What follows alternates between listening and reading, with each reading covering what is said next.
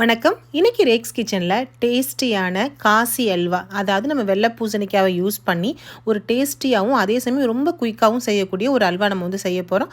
இதுக்காக இந்த வெள்ளை பூசணிக்காயில் பாதி அளவு நான் கட் பண்ணி எடுத்துட்டு அதை வந்து நம்ம வந்து கேரட் துருவோம் இல்லையா, அதில் துருவி வந்து நீங்கள் பெருசாக துருவோம் இல்லையா, அதில் துருவி எடுத்துக்கோங்க. எடுத்துகிட்டு 1 டேபிள் ஸ்பூன் அளவுக்கு நம்ம வந்து நெய் போட்டுக்கலாம். நெய்யை வந்து நல்லா உருகின பிறகு எந்த அளவுக்கு உங்களுக்கு முந்திரி பருப்பு தேவையோ முந்திரி பருப்பை சேர்த்துட்டு நல்லா பொன்னிறமாக வர அளவுக்கு வறுத்துக்கோங்க. திராட்சை உங்களுக்கு பிடிக்கும் அப்படின்னா திராட்சையும் சேர்த்து நீங்கள் வந்து சேர்த்துக்கலாம். அதில் இப்போ நல்லா பொன்னிறமாக வர அளவுக்கு நம்ம வறுத்து எடுத்துக்குவோம். முந்திரி பருப்பு நல்லா செவந்து வந்துருச்சு. இதை எடுத்து பிளேட்டுக்கு மாற்றிட்டு இதே நெய்யிலேயே நம்ம துருவி வச்ச வெள்ளை பூசணிக்காவை நம்ம சேர்த்து வந்து வதக்கிக்கலாம். இந்த வெள்ளை பூசணிக்காய் துருவினது வந்து நீங்கள் வந்து தண்ணியோடையே சேர்த்து நீங்கள் வந்து அளந்துக்கோங்க. மொத்தமாக எனக்கு 3½ கப் அளவுக்கு தண்ணியும் சேர்த்து 3½ கப் அளவுக்கு கிடச்சிருக்கு. இதை அப்படியே எடுத்து நம்ம வந்து நெய்யில் சேர்த்து நல்லா நம்ம வந்து வதக்குவோம். நல்லா குக் ஆகி அதோட பச்சை வாசனம் எல்லாம் போகிற அளவுக்கு வந்து நீங்கள் நல்லா வந்து இதை வந்து வதக்கிக்கிட்டே இருக்கணும். வெள்ளை பூசணிக்காய் நல்லா குக்காகி வர்றதுக்குள்ளார ஒரு பிஞ்ச் அளவுக்கு குங்குமப்பூவை எடுத்துகிட்டு சூடான தண்ணியை இதில் சேர்த்துக்கோங்க. அப்போ தான் இந்த குங்குமப்பூ நல்ல கலர் கொடுக்கும். இதை ஒரு 10லேருந்து ஒரு 15 நிமிஷத்துக்கு நம்ம இதை இப்படியே வந்து வச்சிடலாம். அதுக்கப்புறமா நம்ம வந்து இந்த பூசணிக்காயில் சேர்க்குறப்ப நல்ல கலர் கொடுக்கும். ஒருவேளை உங்கள்கிட்ட குங்குமப்பூ இல்லை அப்படின்னா எல்லோ ஃபுட் கலர் நம்ம இதில் வந்து சேர்த்துக்கலாம். இப்போ நல்லா வந்து வெள்ளை பூசணிக்காய் குக் ஆகி அதில் வந்து நிறைய தண்ணி வந்து வந்துகிட்டே இருக்கும். தண்ணி எல்லாமே சுண்டி இந்த மாதிரி திக்கான பக்குவத்துக்கு வந்த பிறகு நம்ம கலந்து வச்ச குங்குமப்பூ இருக்கு இல்லையா, எடுத்து வச்சோம் இல்லையா, அந்த குங்குமப்பூவை அப்படியே சேர்த்து நீங்கள் இதை வந்து வதக்கிக்கோங்க. குங்குமப்பூவை சேர்த்தோடனே நல்ல ஒரு எல்லோ கலருக்கு வந்துடும். நல்ல ஒரு ஃப்ளேவரும் சூப்பராக இருக்கும். இப்போ நல்லா நம்ம கலந்து விட்டுட்டே இருக்கலாம். இப்போ நல்லா திக்காகி வந்துருச்சு. இந்த டைமில் நான் வந்து 3/4 கப் அளவுக்கு வந்து ஒயிட் சுகரை சேர்த்துக்கிறேன்.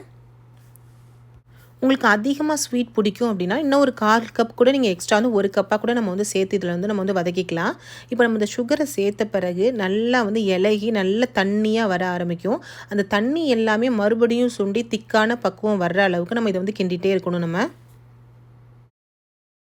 நம்ம சேர்த்த சுகர் எல்லாமே இந்த வெள்ளை பூசணிக்காயோட சேர்ந்து கரைஞ்சி நல்ல ஒரு தண்ணியான பக்குவத்துக்கு வந்துருச்சு.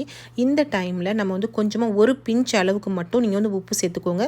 எந்த ஒரு ஸ்வீட் செய்கிறப்பையும் கொஞ்சமாக உப்பு சேர்த்து செய்கிறப்ப அதோட ஸ்வீட் வந்து ரொம்பவே வந்து நல்லா நமக்கு வந்து தூக்கி கொடுக்கும். அதுக்காக தான் ஒரு பிஞ்ச் அளவுக்கு மட்டும் உப்பை சேர்த்துட்டு இப்போ 1 டேபிள் ஸ்பூன் அளவுக்கு நெய்யை சேர்த்து நல்லா நம்ம வந்து கிண்டிகிட்டே இருக்கலாம்.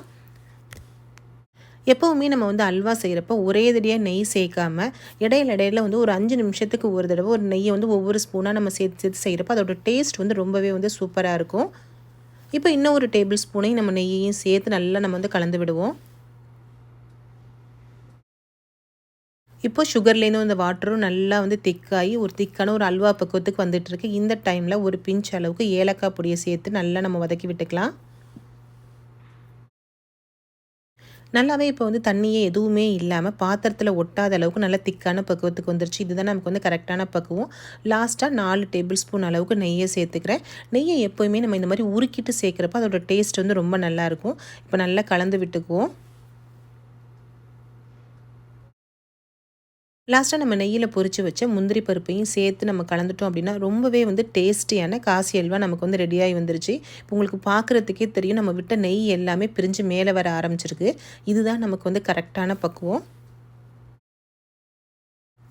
இப்போ பாருங்கள், கொஞ்சம் கூட வந்து நம்ம வந்து பாத்திரத்தில் ஒட்டாமல் தனியாக நமக்கு வந்து பிரிஞ்சு வருது. இதை எடுத்து நம்ம வந்து பவுலுக்கு வந்து ட்ரான்ஸ்ஃபர் பண்ணிடலாம். இப்போ சூப்பராக டேஸ்டியான ஹெல்தியான வெள்ளை பூசணிக்காய் அல்வா நம்ம வந்து ரெடி பண்ணியாச்சு. ஃப்ரெண்ட்ஸ், உங்களுக்கு இந்த வீடியோ பிடிச்சிருந்துச்சுன்னா லைக் பண்ணுங்கள், உங்கள் நண்பர்களுக்கெல்லாம் ஷேர் பண்ணுங்கள். கூடவே நம்ம சேனலை மறக்காமல் சப்ஸ்கிரைப் பண்ணிக்கோங்க. தேங்க்யூ.